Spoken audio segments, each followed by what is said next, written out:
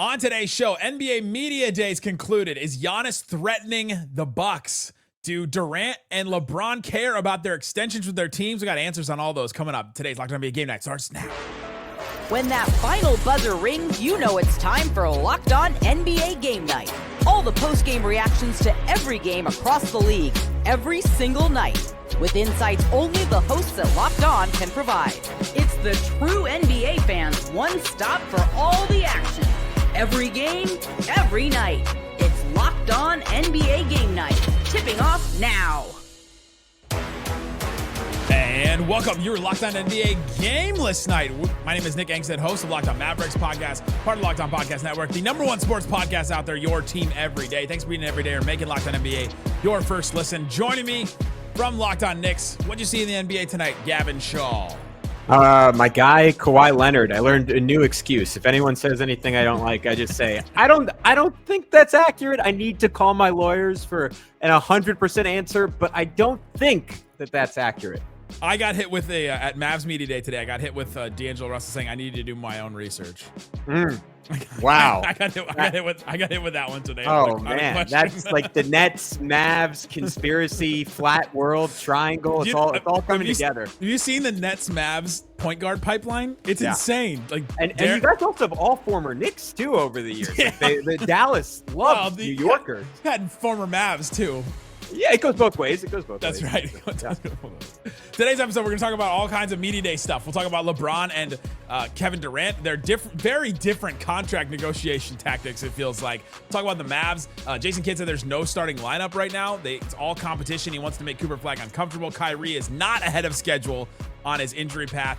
Anthony Edwards got some really good advice, apparently, from an NBA great. And of course, we'll play Count It Up, where we count out the most interesting, fun things in the NBA. But let's start here, Gavin. So many things to get to. We'll try to pop around to as many different media days. I can't promise the every media day, because wasn't it like 28 today? Like 25.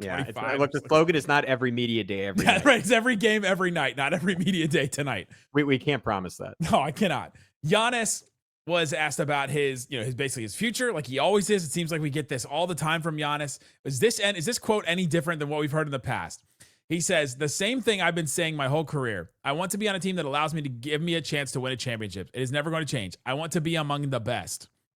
Is that a threat to the Bucks, that he wants to be on a team that can win a championship? Because I'm looking at this one, and I'm looking at Miles Turner being the only other player in the Locked On Top 100 that the Bucks have. And then I looked at that photo of Kyle Kuzma sitting there with his bald fade, which I could not get over. That does not look like a championship team to me.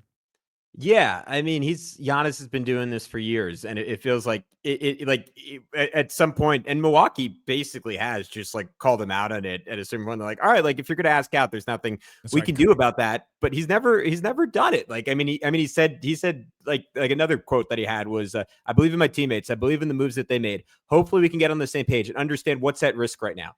What's at risk right now? Like, you're going to finally ask out. Like we've heard it for years and years and years. He's hinted it. And like, I sympathize with his position, because obviously his preference is to be in Milwaukee. They've used all the resources at their disposal to build as good of a team as they could have around him, right? They moved heaven and earth to get Damian Lillard there. It didn't work out. The team building has been imperfect, but I think it's hard to say that they haven't done every stretching and waving game to bring in Miles Turner. Like, they've done everything they can. And yes, it's still going to fall short. Maybe they'll get out of the first round.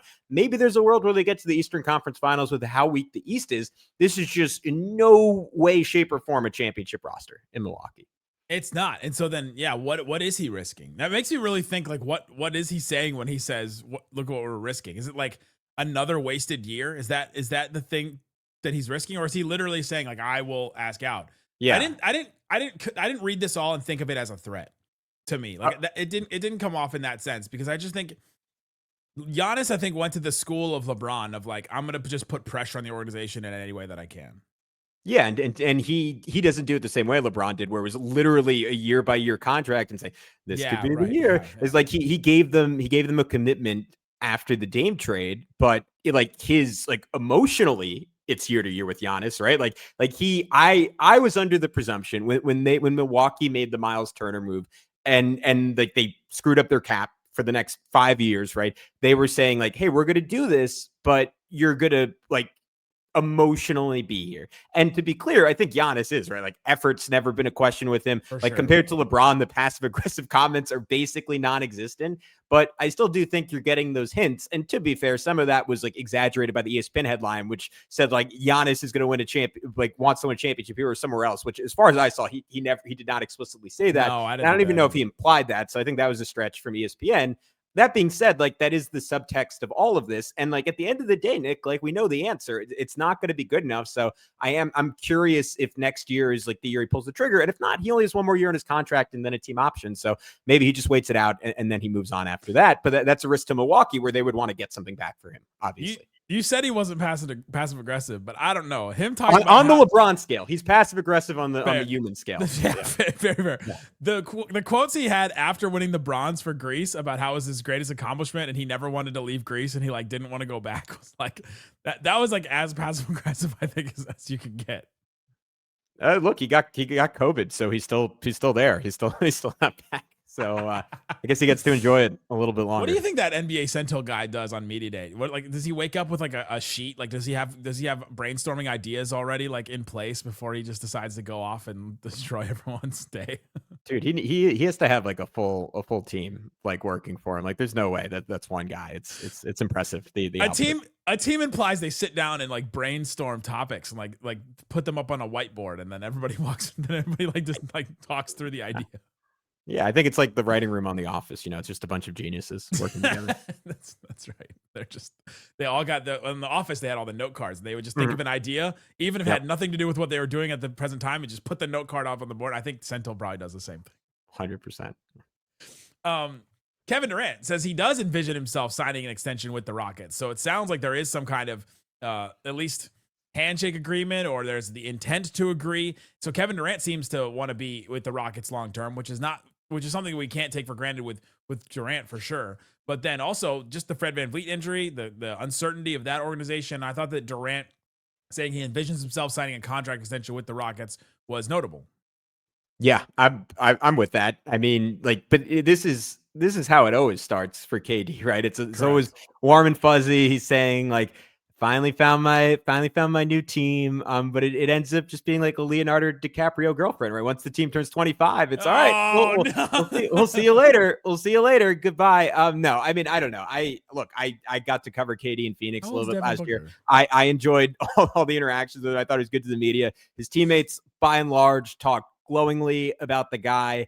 Like it feels weird to have this again and just have that deja vu where there were like legitimate reasons for him moving on from Golden State, moving on from Brooklyn, moving on from Phoenix. It's just that he's the common denominator in all those. But I do think Houston is a fantastic place for him to end his career just because of the way, and he spoke about this today, the way they're going to insulate him defensively. And even with the loss of Fred VanVleet, at least he knows like if there isn't enough ball handling and it is too much on him, and Ime and himself both made reference to like his usage is probably going to go up given that Fred VanVleet is out and he just turned 37 today. Like, that's obviously not ideal, but they actually do have the assets to go and get another ball handler if needed.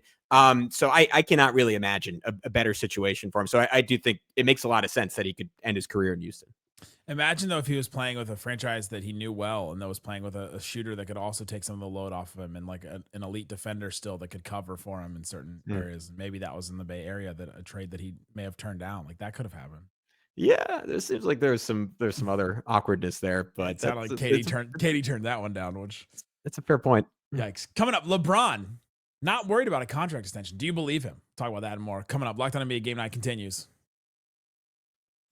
Today's episode of Locked On NBA Game Night is brought to you by FanDuel. FanDuel Sportsbook, all kinds of props and odds you can use to get in on the action. And right now, new customers can bet $5 to get $300 in bonus bets to use across the app wherever you want to use it. You can go check out some of the games. There's legit games right now. Rockets, we were just talking about it, against the Oklahoma City Thunder. I think it's opening night, right?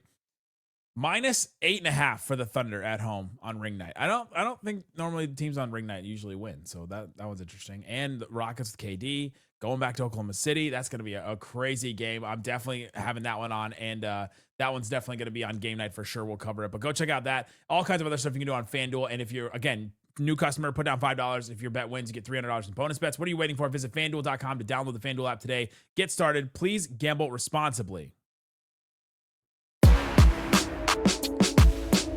Thanks for hanging out with us on Locked On NBA Game Night. Being an everyday or listening every day, we have a show that covers your favorite team. Go check out Justin Garcia and Camille Davis, my usual co-host on Game Night on Locked On Bucks. They'll be covering the Giannis story, of course. And go check out Jackson Gatlin on Locked On Rockets to hear about Kevin Durant and all that and what they're going to do without Fred VanVleet. Interesting stuff over there for sure. And now let's talk about the Lakers.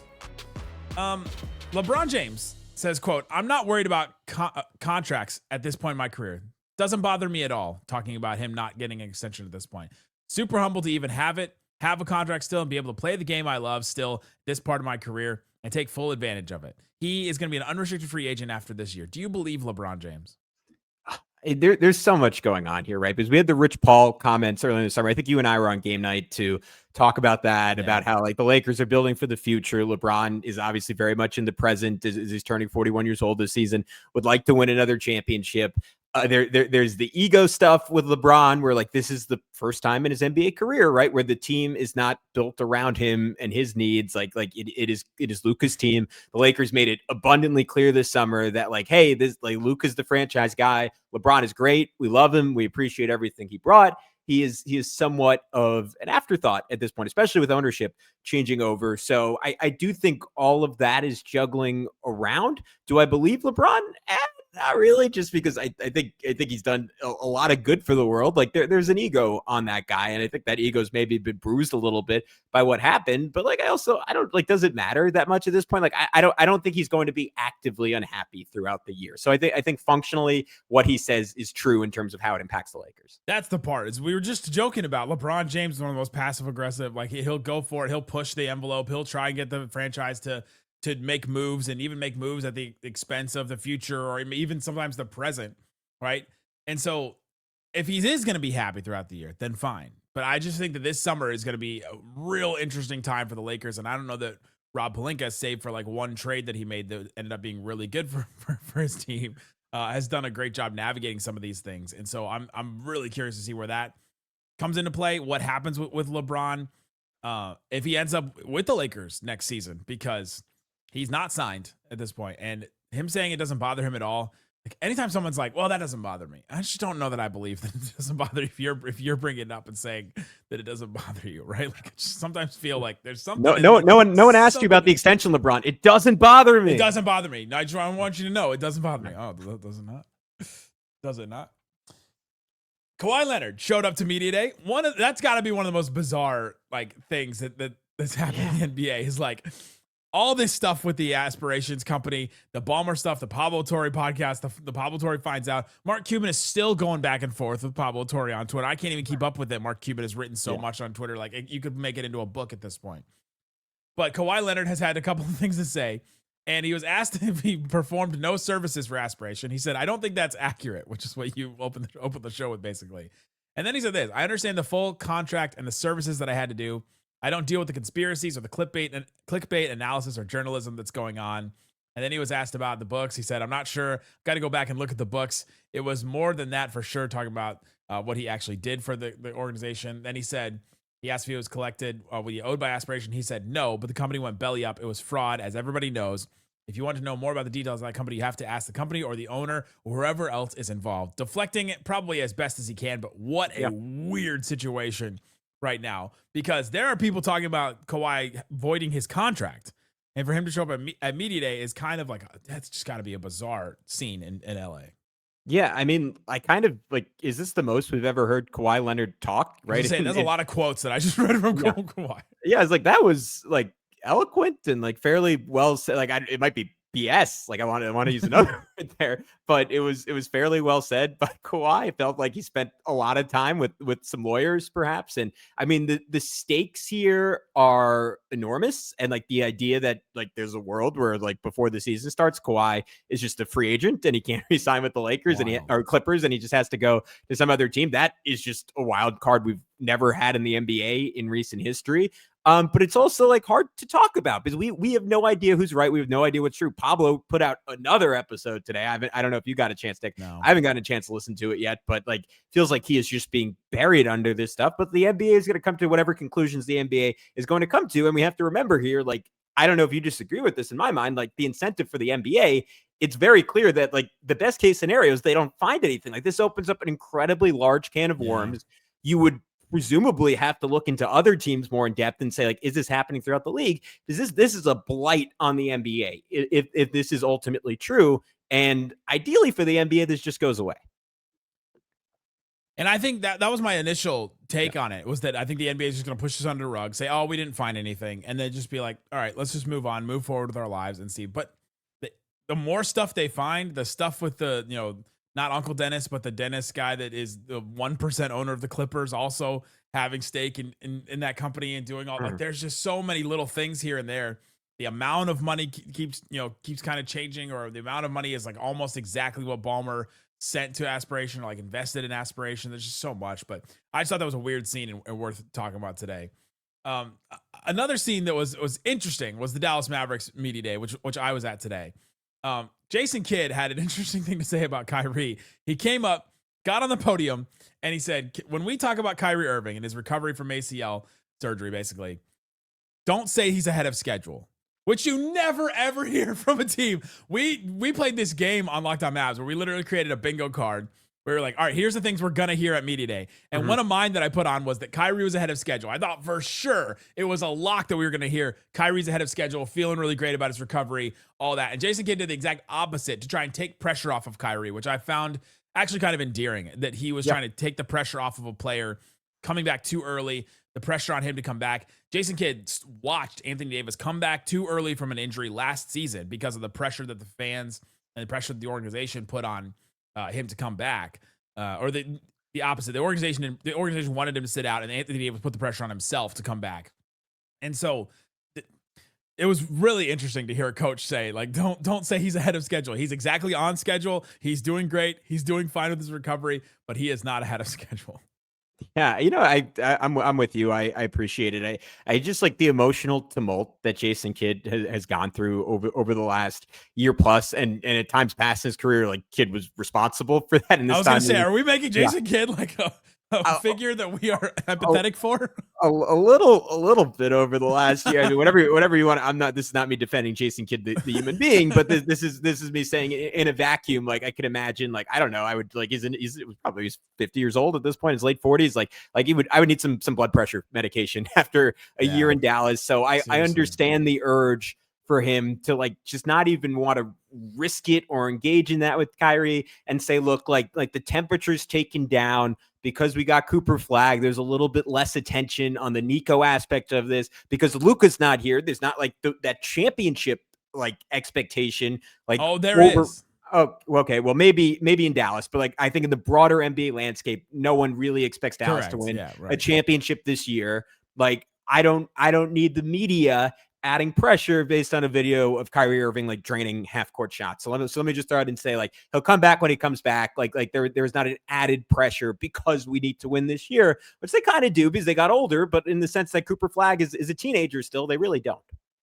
Cooper Flag was also brought up that Jason Kidd wants to make him uncomfortable. I really like this. I went on a long thing on Locked On Mavs about this today, so you can go listen to that one, and we played the full clip on it. So you can go listen to that episode on that. Jason Kidd also said there's no starting five at this point, that there are spots open. It's a full-on competition, and I really like that the Mavericks are doing this in training camp. The Mavericks in the past have brought in like the last like 3 or 4 spots of their training camp are literally just guys are going to get cut. Like there's just no chance they're going to make the roster. Absolutely none. They may make the Texas Legends. Some of them may not. But the Mavericks brought in Dennis Smith Jr., who is, like a beloved player for the Mavericks. Jeremiah Robinson Earl has played a bunch of NBA games. And they've got a ton of NBA players. Dante Exum, Brandon Williams. Like they keep bringing in guys. We're like, all right, we're doing competition, not just for roster spots, but rotation spots, starting lineup spots. And I like that for a training camp, that you actually go in with real stakes and real stuff that guys need to compete for. Yeah, it's such an interesting team, right? Because they're like just one of the biggest teams in modern NBA history, right? And just like watching them today walk by, like Lively said he grew 2 inches, that he may be 7'3" now. Christ. Anthony Davis is huge, and he's going to be wearing goggles, which I think is going to be fun, and I think he'll make him look taller. Yeah, it's an extra layer of intimidation for sure. I mean, like Hoop is a giant, and he's going to be basically like, I think long term he's a 4. He's going to be 3. at 3 this entire year. Like they're just going to be big. It's going to be awkward because there's just not enough shooting there until Kyrie comes back. There's a lot of weight on D'Angelo Russell, who's not necessarily been like a quote unquote winning player, regardless of how much research he's doing on his own throughout the course of his career. Like still a lot of pressure on Klay Thompson at 35 years old, like past the point that he should be heavily relied on for a team that has real aspirations. Like it is a fascinating team. It is an ultra deep team. I think it is going to be some of the most awkward basketball on the offensive end and some of the best defense we've seen in recent NBA history. Even if like the point guard you're playing and Klay like are not the best defenders at the point, that back line is just absolutely terrifying. So I'm really excited to watch those games. I think it's going to be a lot of 92-87, just ugly wars of attrition with Dallas. Listen, all you guys out there that said, I just miss post-game basketball. I miss the bigs. I miss multiple big bigs. I miss the days. Watch some Dallas Mavericks basketball this year. That's what we're going to get. It's going to be completely different than what we've seen in the past. Coming up, Anthony Edwards may be different than what we've seen in the past because he got some good advice from Michael Jordan. We'll talk about that. And then Luka Doncic. There's something wild with Luka Doncic from Media Day that I think went completely unnoticed, and we'll talk about that and more coming up. Locked On NBA Game Night continues coming up next. Today's episode of Locked On NBA Game Night is brought to you by Monarch Money. Monarch Money is there for you when you have too many things going on. You've got all these media days and so much stuff to watch and keep track of and interviews to watch, especially like I'm trying to imagine what Josh Lloyd is doing today, trying to like figure out all these media days and what matters and what doesn't with lineups and all that. If you are that busy, Monarch Money is built for you. If you put it off organizing your finances, Monarch Money is there for you. They do the heavy lifting. You can just link all your accounts. It takes minutes. I did it myself. I connected so many different accounts, and it all like goes into different spreadsheets and flowcharts and things like that. You don't have to touch a spreadsheet yourself, which is awesome. If you don't love spreadsheets, this is for you. Don't let financial opportunities slip through the cracks. Use the code LOCKEDONNBA. It's all one word. LOCKEDONNBA at monarchmoney.com and for half off your first year in your browser. 50% off your first year at monarchmoney.com. And use that code LOCKEDONNBA. Big chicken, baby. I think a lot. I'm very smart. Take that for that. Count it up, count it up, count it up, count it up, count it up. It's Counted Up. We're counting the most interesting, fun things at Media Day today. Anthony Edwards was very candid today. It was like very, very chill and relaxed. It's definitely a personality we need in the NBA. I love that he said he missed Jared Vanderbilt today. Is like asked like which player he missed, like a former teammate. He was also asked about a tip that he got over the offseason. He said, I think the best tip that Michael Jordan gave me is that most people lean on people in the post with their butt, but he does it with the top part of his back, said Anthony Edwards, who pointed towards his right shoulder as he talked. So I think I learned that from him. You gotta love learning butt stuff from Michael Jordan. Jesus Christ. I didn't know that was going to be a quote on Locked On NBA Game Night. Yeah, I mean, long rumored to be Anthony Edwards' secret dad. No disrespect to Anthony Edwards' actual dad. So that's cool. Talking about butt stuff. Anyways, that's cool that they got together this summer. Long time in the making. I mean, just had to be like, well, just the most confident like two people to ever be on a basketball court together. That's really cool. I do think the bigger thing here was some of the comments from Chris Finch on Anthony Edwards saying he's become more obsessed about watching film, molding his body, entering the season compared to past years, that from ESPN. And I thought it was interesting what Finch said about his playmaking. I think he has to develop his playmaking and understand how to manipulate the floor with the ball in his hands. I think he's got a really good feel for that now, having been through it a couple of years now. He's just got to execute and complete the plays that are there in front of him, just continue to be that every night player at a high level that we know he can be. To me, like this is a season defining point of development or non-point of development. Like this Minnesota team very much doubled down on what they had, and with good reason, right? Back-to-back trips to the Western Conference Finals. But in both those trips, they looked like solidly outclassed by Dallas and then solidly outclassed by Oklahoma City. And they didn't really solve like what to me was like the most obvious need of their team over the summer, which maybe they plan on addressing during the season. But that is just like a consistent secondary ball handler, right? Mike Conley, 37, 38 years old. Like he's not getting any better at this point. Julius Randle can do that in fits and spurts against defenses like the Thunder. I don't really think you can rely on Julius for that. They tried Dante DiVincenzo at those spots, like on the nights where Mike Conley wasn't quite looking 100%. And he is not a natural point guard.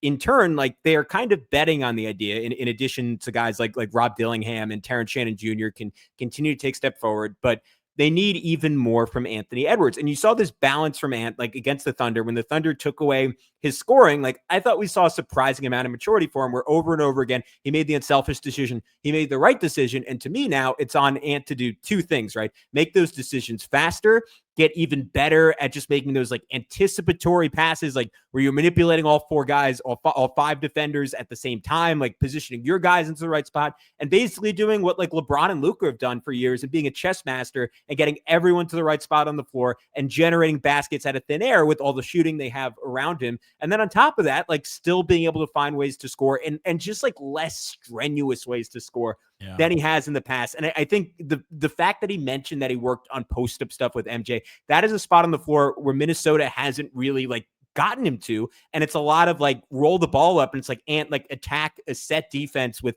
3 or 4 of the best defenders on planet Earth solely focused on stopping you.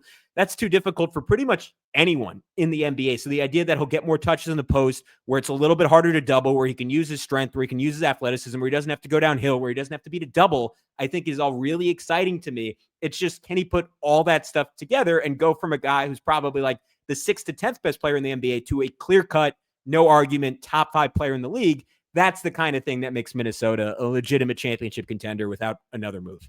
All I could think about while you're talking is, if imagine somebody listening to this on like 1.5 or 2 times speed, like trying to hear that Chris Finch quotes. Man, blew through that. Yeah. Luka Doncic was listed at media day on the training camp roster at 244 pounds. Luka Doncic last year for Mavericks media day was listed at 230 pounds. My question, Count it up. make the numbers make sense for me, Gavin Shaw. Is Men's Health lying to me? Are my eyes lying to me? Or were the Mavericks lying to me? Nick, you're familiar with this one. The Mavs are lying to you. I think Luka was probably like 260, 255 to start last year. I don't know. Also, you always hear it. Muscle weighs more than fat, so maybe it's a little bit of that. Yeah, okay. But yeah, that's the whole explanation. But no, I think he probably was not 230 pounds last year. I don't ever trust the weights on the. That could be anything, I guess. Yeah. But man, yeah, I thought that was really funny that he's like all the talk of the Men's Health article and the other article, and then like Luka, like all this, and then he weighed 14 more pounds than he was listed than last season. Oh. Looking great, Luka. I don't care what the scale says. Doesn't matter what the scale says. It's what the heart says.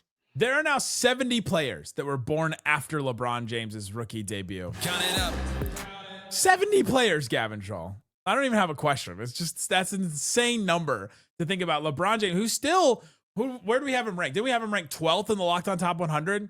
Like, yeah, he is still the 30s. Hold on. Where's the top 10? We still had LeBron James, 12th in the Locked On Top 100. Yeah. And there are 70 players that were born after his debut that are in the NBA. That's a crazy number.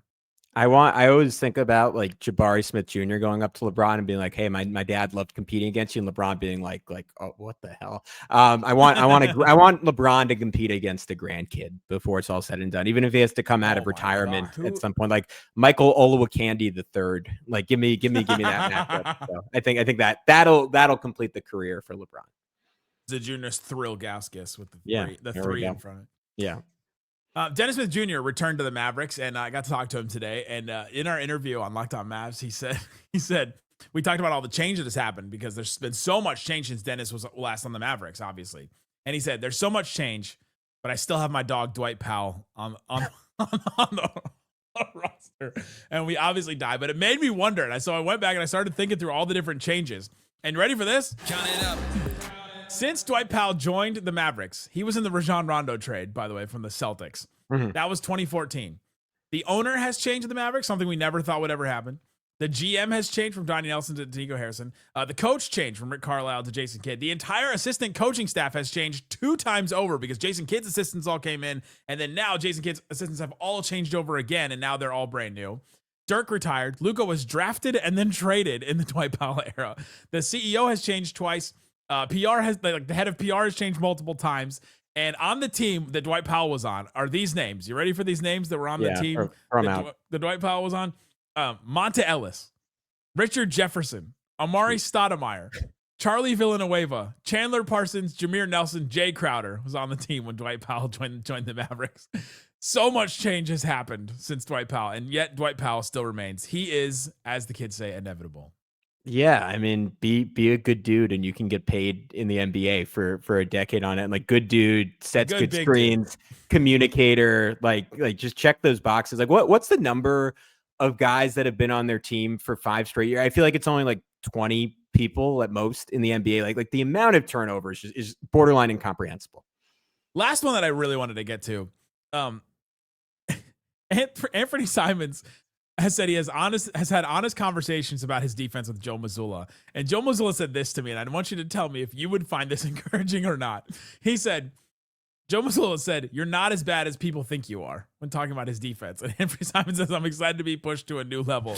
Would you be as encouraged as Anthony Simons? Because I think I would take that quote, "You're not as bad as people think you are," as a complete shot and maybe like a sneak diss, like right to my face. No, I don't know, man. Joe, from someone else, yes. I think Joe Mazzulla is like too insane to do an indirect dig. Like he's gonna tell you what he thinks, right? Like non-blinking, wide-eyed. You are getting the unvarnished truth from that man. So I would take that as a compliment, because I think if he said, if he thought you were the worst defender in the league, he would say you're the worst defender in the league. So I would appreciate that if I was Anthony Simons. Just an incredible quote. You're not as bad as people think you are on defense.